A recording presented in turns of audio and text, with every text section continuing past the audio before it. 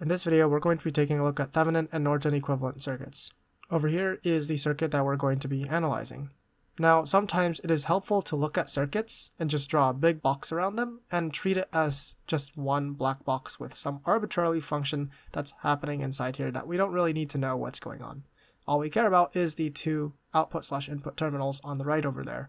We don't really need to know about the nuances as to what's happening. It's useful to do this because it makes our analysis a lot easier in the long run.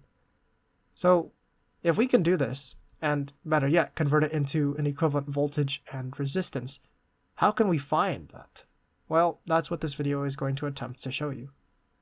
So the first thing that we're going to do is look at if the input/output terminals has anything connected to them. In this case, a resistor with some unknown resistance. We don't really know what that resistance is, and neither do we care. We can just remove it. So anything that's connected there, a wire, a resistor, a voltage source, anything, just remove it, and now we have to analyze the circuit.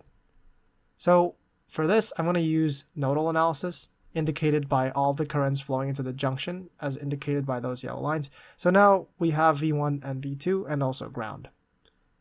So this video is not really a nodal equation video. I'm going to be a little bit fast, but our goal ultimately is just to find the voltage drop between those two nodes, V1 and V2. This is the nodal equations. We start off with 20 minus V1 over 5 plus 5, and I'll talk about why we can do that in just a second. But we find all the currents flowing into V1, and you'll notice that I don't take any current flowing through 0.6. The reason why is because there is no current flowing through 0.6. There is no completion for that loop.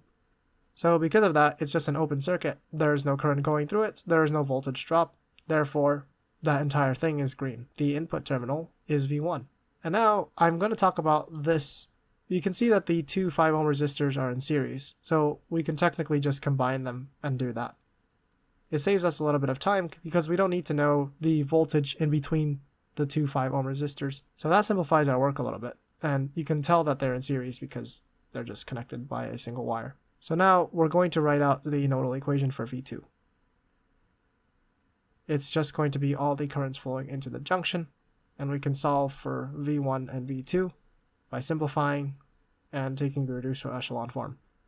Taking the difference between V1 and V2, we get our result, which is V Thevenin as 2 volts.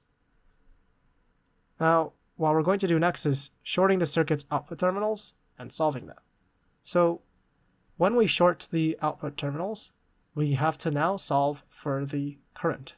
So although I love to use KCL, in this case I'm going to use KVL because this is the one time it's going to be a little bit more useful. All right, so let's start writing out the mesh equation for I1. So again, that's the mesh equation. And what we're going to do next is write out the mesh equation for I2. But before we begin, something interesting is happening. You can see that the current source wants to go up, but I2 clearly wants to go down at that point. Because these two directions are opposing, we will see that I2 is a freebie. I2 is just going to be -5. Now, we can do the same thing for I3, but I3 is just going to be pretty standard.